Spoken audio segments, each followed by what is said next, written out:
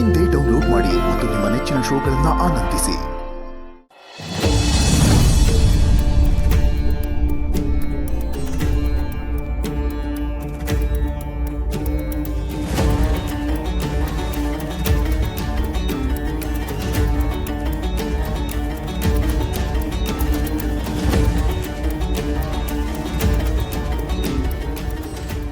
ಯಾಕೋ ಭಯ ಆಯ್ತಾ ಇದೆ. ಯಾವತ್ತೂ ಈಟು ತಡವಾಗಿ ತಾಯಿ ಬಂದಂಗಿಲ್ಲ. ಮನಸ್ಸೆಲ್ಲ ತಳಮಳ.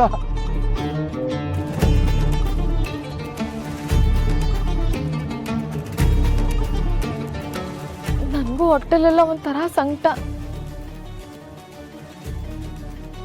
ನನಗೂ ಅಷ್ಟೇ. ಬೆಳಗ್ಗೆಯಿಂದ ಯಾಕೋ ಬಲ್ಗಣ್ ತುಂಬಾ ಅದರ್ತಾ ಇದೆ. ಯಾಕ್ರಮ್ಮ, ಯಾಕೆಲ್ರು ಹೀಗೆ ಅಪಶಕರನ್ನ ಮಾತಾಡ್ತಾ ಇದ್ದೀರಾ? ಅಂದ್ರೆ ಏನ್ ಹೇಳ್ತಿದ್ಯಮ್ಮ? ಎಲ್ರಿಗೂ ಅಪಶಕನ ಕಾಣಿಸ್ತೈತಂದ್ರೆ ಏನೋ ನಡಿಬಾರ್ದು ನಡೀತೈತೆ.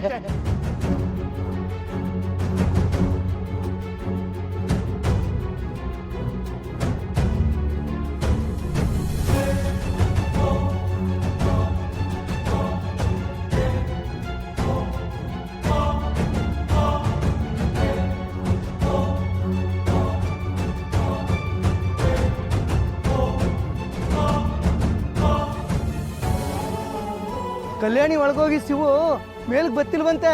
ದಿಗ್ಬಂಧನ ಆಗೈತಂತೆ.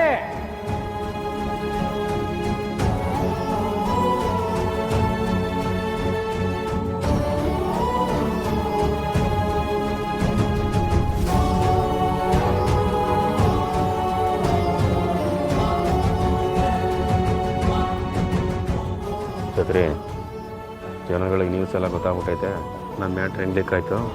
ನಮ್ಮ ದೊಣ್ಣಗಳು ಅವಾಗ ಅವಾಗ ಹೇಳ್ತಾನೆ ಇರ್ತಾರೆ, ಊಟ ತಡ ಆದರೂ ನಾರದು ತಡ ಆಗಕ್ಕಿಲ್ಲ ಅಂತ. ಇದು ಹಂಗೆಯ. ಏನ್ ಹೇಳ್ತಿದ್ದೀರಾ ನೀವು? ಶಿವುಗೆ ದಿಗ್ಬಂಧ ಮಾಡೋರಂತೆ. ಅರ್ಚಕರು ಮಾತಾಡ್ತಾ ಇದ್ದದ್ನ ನಾನೇ ಕೇಳಿಸ್ಕೊಂಡೆ.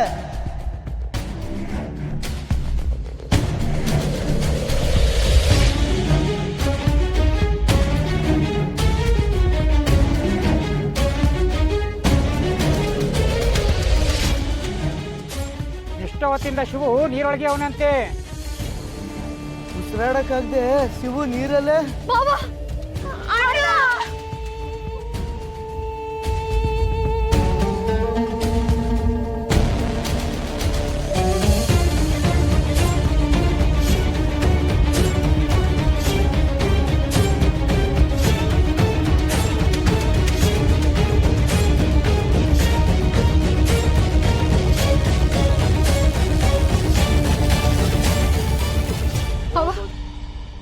ನಿಲ್ಲಿ,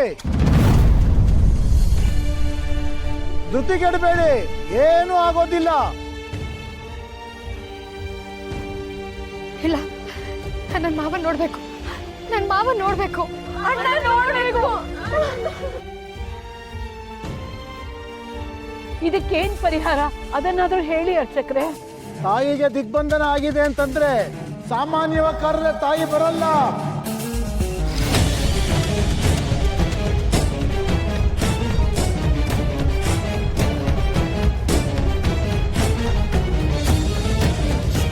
ಮತ್ತೇನ್ ಮಾಡ್ಬೇಕು ಅರ್ಚಕ್ರೆ?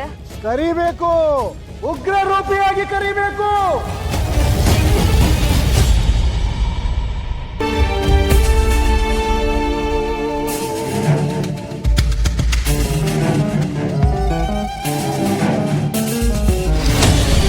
ನೀವು ಕರೆಯೋ ರೀತಿಗೆ ದಿಗ್ಬಂಧನವೆಲ್ಲ ಛಿದ್ರ ಮಾಡಿ ತಾಯಿ ಬರಬೇಕು. ನಿಮ್ ಜೀವಮಾನದ ಭಕ್ತಿನೆಲ್ಲ ಒಂದೇ ಸತಿ ಹೊರಗಾಕಿ.